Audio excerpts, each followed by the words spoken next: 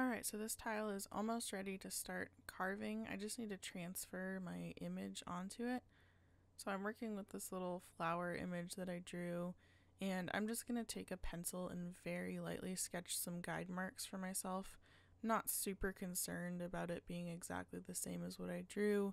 If you are, you can use the tracing paper technique, or really any kind of very thin paper, like tissue paper would work. You can draw your design on top of that and then lay it right on top of the tile, trace over it with a little bit of pressure, and the marks will transfer onto the surface of the underglaze. It's a good idea to use a colored pencil or a different colored marking tool to do this so you can track your progress.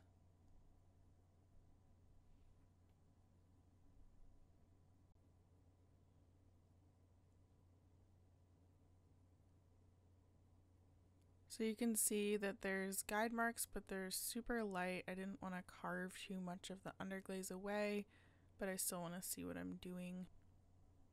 So I'm going to get started with carving here. This is the tool I'm using. It's a little bent by accident, but it's actually going to help with the cutting motion because it's sort of like angled in a way that's better for my hand.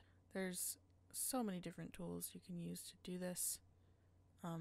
This just happens to be the one that I had on hand, and it's a really thin line, so you may be using a tool that gives you a different mark or a thicker mark. And just keep in mind that it will react with the surface a little bit differently, and you'll have to adjust pressure and just get acquainted with the way that your tool works. So I'm just following my guidelines around. I'm cleaning off the bits that I scrape off after I do them so that they don't get dragged along the surface. And another thing that I've mentioned in the past few videos is that this clay underneath has sand in it. So what I'm doing is I'm carving through just the top layer. I'm trying really hard not to exert pressure that will cause me to cut into the clay and drag that sand along the surface. So just keep in mind how deep you're cutting and try to make your marks just surface level, and then you'll get a nicer design. You can also see in some of the lines that I'm making, the line is a little raggedy. I think that I carved just a teeny bit too wet, so the line should be cleaner than that. And if it's not, you can just let the tile set up for a little bit longer.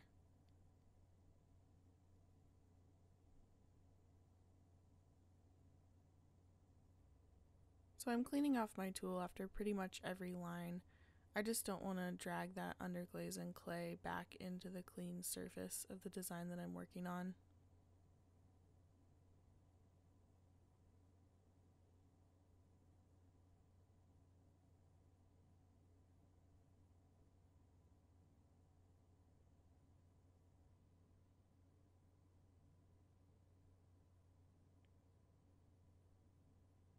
I'm adding some lines on the inside here just to add some shading.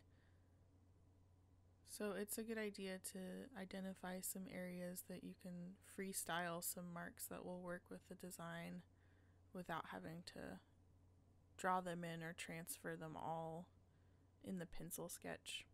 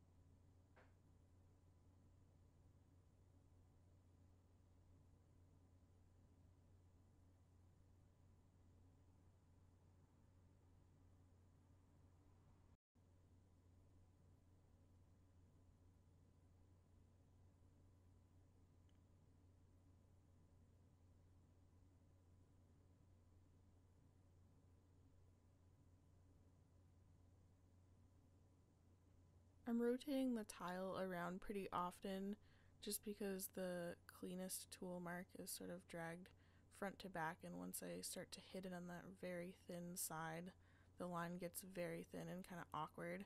So I'm going to use that trick to kind of just rotate the board all the way around so I can get into the curves more easily.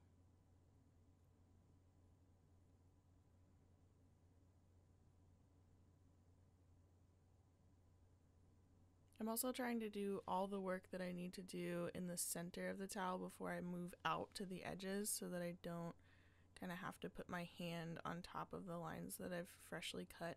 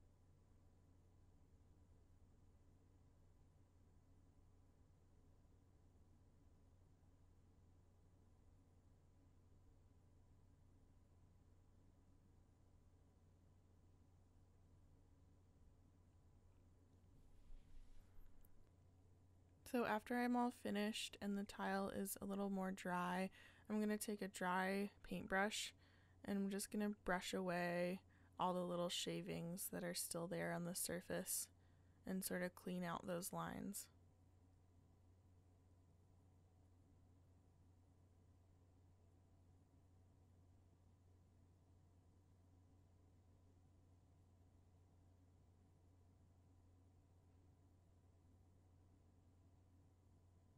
The last thing that I would recommend is getting a clean piece of paper and laying it on top of your finished design, and then take the other masonite board and set it gently on top, and then put something medium heavy on top. I suggest a book like this. It's maybe like a 250 page textbook.